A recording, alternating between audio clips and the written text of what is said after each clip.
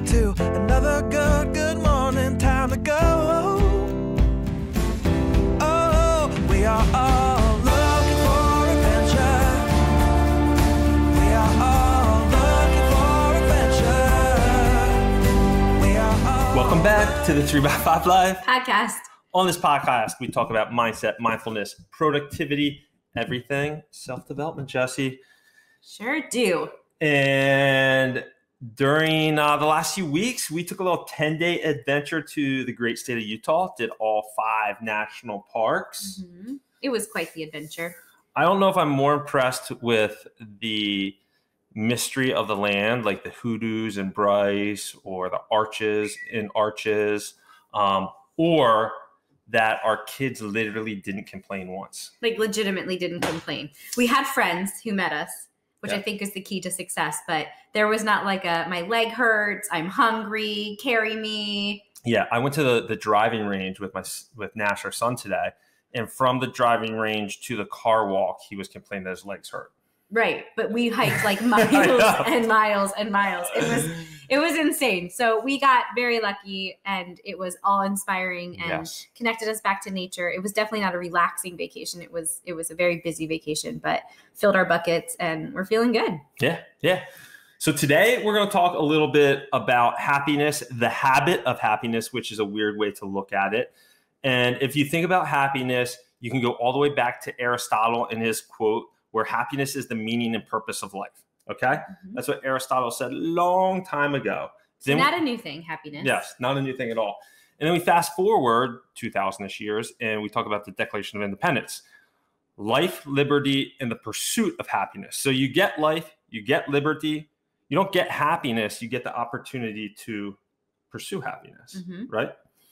And now fast forward to just 25 years ago, you have Martin Seligman's work. He's out of the University of Penn. We've Yeah. talked about him before. Yes, the we have. father of positive psychology. Yep. So he created positive psychology. Mm-hmm. So we just started like studying positive psychology, i.e. happiness, 25 years ago, which is crazy. Right. And the study piece of it. So underneath that positive psychology umbrella, like there's so many great thought leaders. Like you have Mihai Csikszentmihalyi, who actually founded the MAP program with Martin Seligman out of Penn. Yep. He is that whole concept of flow. Like when you're happy, you're in flow. You have Angela Duckworth's work on grit and growth mindset. I mean, you have Carol Dweck. Yep. You have gratitude, meditation, all of these different umbrella practices that you can put into place that are supposed to help with that positivity and happiness. But these are within that last 25 years, like Bryce said. Yeah. So, and the where we want to go with this is there's this model that we have. It's just like, all right, if I put out great work, that's going to create big success. And then that big success is going to create my happiness. Mm-hmm. And this whole model is backwards. And who was saying that? It's like Pazricha. We Yes. listened to a podcast with him. He wrote the Book of Awesome. Is that what it's called? The Book of Awesome. Book of Awesome. So he's really arguing like, okay, you need to create happiness as a habit, a practice, a daily practice that you work on every day, just like your fitness, just like your meditation, all these other practices that you have. And it's just like creating that habit of happiness. And if you create happiness in your life, then you're going to be more creative. You're going to be more connected. So the great work is going to come because you're in this state of happiness. And when that great work is manifested, then the big success comes at the end. So the equation of, and that's how we're taught. We're like, okay, I'm going to go to college and I'm going to work hard and I'm going to become a lawyer. And then once I become a lawyer, I'm going to get the house and I'm going to get the pool and the car and the wife, and then I'll be happy. Mm-hmm. And that whole equation compared to Neil is backwards. And I've never thought of happiness as a practice, as a habit. So Jessie and I were kind of jamming on this topic, and it's just like, okay, what levers are you aware of that you pull regularly to create happiness in your life? And these shift and change. And I think this is a Yes. question that you have to ask yourself often, because you'll find yourself in a rut where maybe your happiness level isn't as high as it was 2 weeks ago or a month ago. And so like currently doing an assessment, we were talking about this morning. I think for me, I find a lot of happiness in finding meaningful relationships with other women.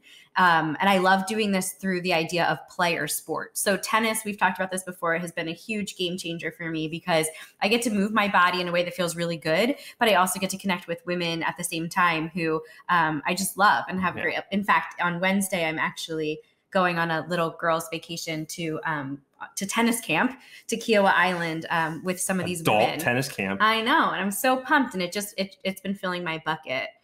What about you? What was and for me, like fitness, the routine of fitness is a lever that I know if I pull every day, I'm going to be happier. Sleep is a non-negotiable. Oh yeah. If I get great sleep, I am happier, hands down. Like that's like the key. And a big one, like doing meaningful work for me, like doing meaningful work that lights me up, creates happiness. And a newer one is really like community. There's a group of guys, these 7 guys that we literally check in together on a daily basis. We use the platform Marco Polo. So I'm literally seeing their face and we're sharing our wins for the day. We're sharing our struggles. I mean, you have instant feedback, and that community piece, I have some great community, but that community piece has really lifted my happiness barometer, I would say, over the last 4 to 6 months. And, you know, that's something that they talk about in the Blue Zones is community, you know, how big and impactful that is to your life. So it really has made me aware of like, okay, on a daily basis, which levers am I pulling that are going to create that happiness? Because when I know, and we all know when we're in that happiness state, then, you know, the meaningful work comes because of just like how we're showing up to the world. We've talked about this a million times before, but something interesting about this podcast that stood out to me was there was like a whole series of statistics about when a person is happy, like their happy quotient is really high, then they are more likely, like 50% more likely to get a promotion, or they are, you know, 75% more likely to have that success factor because of the fact that they started with the happiness. And think about that. When you are working, think about your colleagues or people who you are in business with. When you have somebody who walks into the room with that positive energy and they're bringing that feeling of just like well-being, you feel like they're a wholly formed, evolved human being. You want to work with that type of person, and you want to be closer to them. It's almost like a magnetic energy. And so if you can do that for yourself, build that foundation, and like Bryan said, pull those levers for your happiness, then when you show up to do your meaningful work, it's just going to be that much more powerful. Yeah, exactly.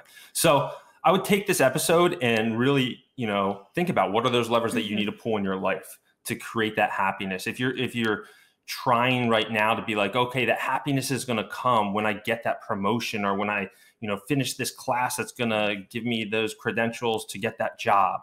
You know, you got to reverse that equation and really see how you're showing up to the world today and how you can be best prepared to show up to the world today by doing things like going to bed on time. Or being out in nature. That's like one of the easiest, quickest ways. Get your biorhythms in check and get some sunlight and sunshine first thing in the morning. Get that vitamin D up. Connect with somebody you haven't seen in a while. Do a little bit of meditation or mindfulness work. You know, any of those things that we know to be foundational in our practices, but make it consistent and find what works for you. Yeah. Nailed it. Nailed it. All right, guys. Until next week. Have a great one. See ya. See ya. We are all